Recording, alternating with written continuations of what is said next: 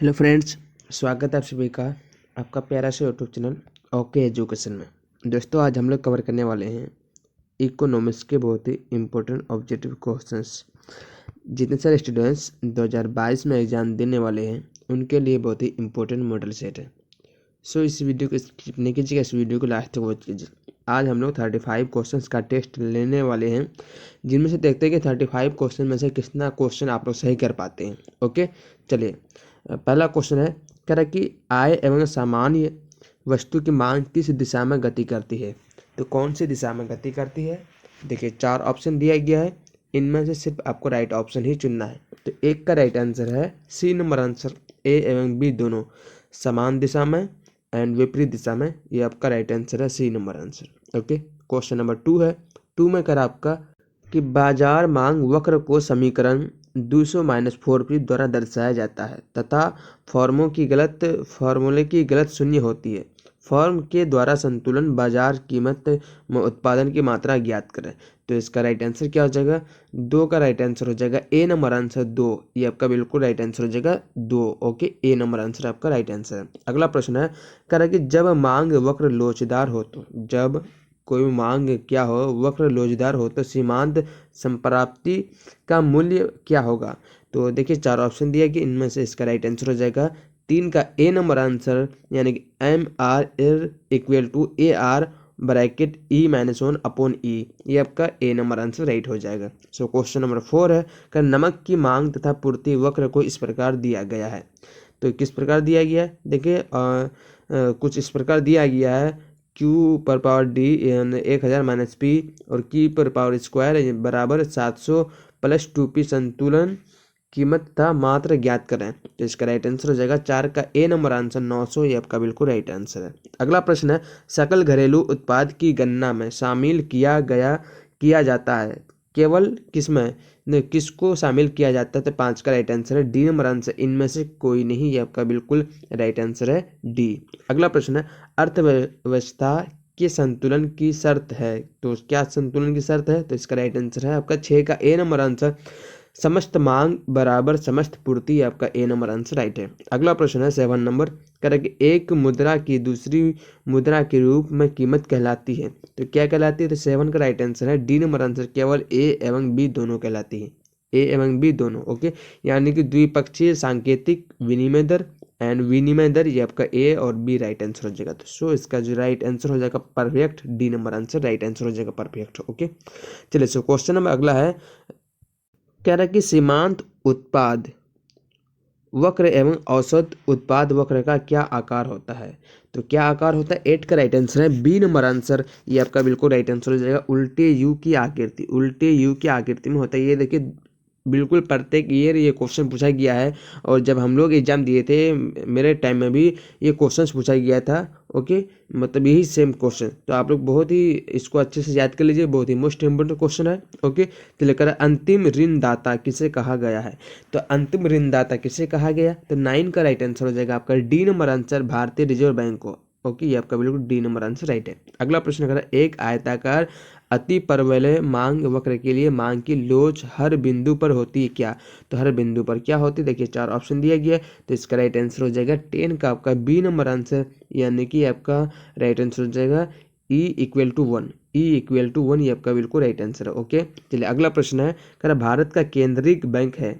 तो भारत का केंद्रीय बैंक कौन सा है? तो इसका राइट आंसर हो जाएगा आपका ए नंबर आंसर, रिजर्व बैंक। ये आपका बिल्कुल राइट आंसर है। अगला प्रश्न करा, उत्पादन संभावना वक्र मूल बिंदु की ओर उन्नतोत्तर होता है, यानी किस स्थिति पर। तो इसका राइट आंसर हो जाएगा आपका 12 का डी नंबर आंसर, इनमें से कोई नहीं। ये आपका बिल्कुल राइट आंसर है। अगला प्रश्न है, कह रहा कि निवल अप्रत्यक्ष कर को परिभाषित किया जाता है, यानी कि किस तरीके से। तो 13 का राइट आंसर है डी नंबर आंसर, इनमें से कोई नहीं। है आपका बिल्कुल राइट आंसर है। ओके, चलिए। सो क्वेश्चन में अगला है, कह रहा 14 में कह रहा आपका कि यदि अर्थव्यवस्था में सभी लोग अपने बचत की प्रवृत्ति को बढ़ा देते हैं तो अर्थव्यवस्था की कुल बचत में क्या होता है। तो इसका राइट आंसर है आपका जी हाँ, ए नंबर आंसर, वृद्धि होगी। क्या होगी? वृद्धि होगी। अगला प्रश्न करा अर्थव्यवस्था में साख सृजन कौन करता है, तो कौन करता है, तो 15 का राइट आंसर है सी नंबर आंसर व्यावसायिक बैंक, ये आपका बिल्कुल राइट आंसर है। सो क्वेश्चन में अगला है यदि किसी संतुलन की स्थिति में पूर्ति वक्र दाईं ओर शिफ्ट करता है तो नए संतुलन में मूल्य एवं मात्रा में परिवर्तन होगा, तो किस प्रकार परिवर्तन होगा, तो इसका राइट आंसर है आपका 16 का सी नंबर आंसर मूल्य बढ़ेगा और मात्रा बढ़ेगी।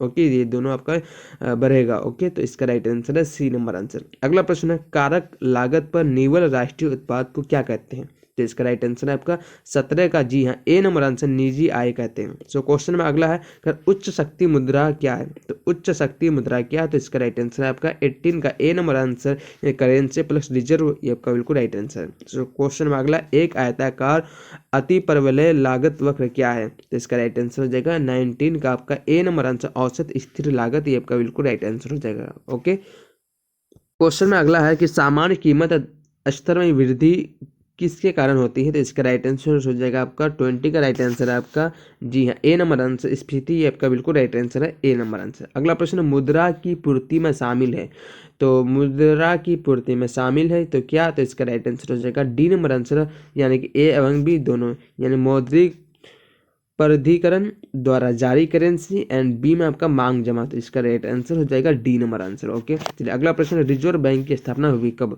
तो रिजर्व बैंक की स्थापना कब हुई, तो इसका अगर राइट आंसर आप लोगों को पता है तो फटाफट से कमेंट बॉक्स में कमेंट कीजिए। ओके, चलिए तो इसका राइट आंसर हो जाएगा आपका 22 का बी नंबर आंसर, यानी कि 1935 में रिजर्व बैंक की स्थापना हुई थी, कितना 1935। अगला प्रश्न रिजर्व बैंक का राष्ट्रीयकरण किया गया था कब, तो इसका राइट आंसर हो जाएगा आपका 23 का ए नंबर आंसर 1 जनवरी 1949 को किया गया था। ओके, चलिए अगला प्रश्न करा कि करेंसी नोट जारी करने के लिए रिजर्व बैंक नोट प्रचलन की कौन सी विधि को अपनाता है, तो कौन सी विधि को अपनाता है, तो इसका राइट आंसर है आपका 24 का ए नंबर आंसर न्यूनतम निधि पद्धति।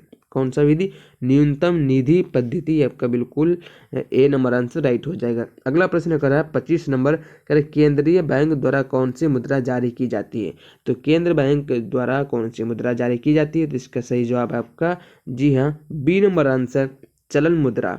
अगला प्रश्न है मुद्रा स्फीति की समस्या का अध्ययन किसमें किया जाता है, तो इसका राइट आंसर है आपका 26 का आपका बी नंबर आंसर समष्टि अर्थशास्त्र में। ओके, चलिए सो क्वेश्चन में अगला मुद्रा विनिमय का माध्यम है क्योंकि मुद्रा क्या है, देखिए 4 ऑप्शन दिया गया है, इसका राइट आंसर है क्योंकि मुद्रा इनमें से सभी आपका बिल्कुल राइट आंसर हो जाएगा। ये दूसरी वस्तु के रूप में आसानी से परिवर्तनीय है, इसकी सार्वभौमिक स्वीकार्यता है, मुद्रा संपत्तियों की में सबसे सरल है, इसलिए इसका राइट आंसर हो जाएगा आपका डी नंबर आंसर।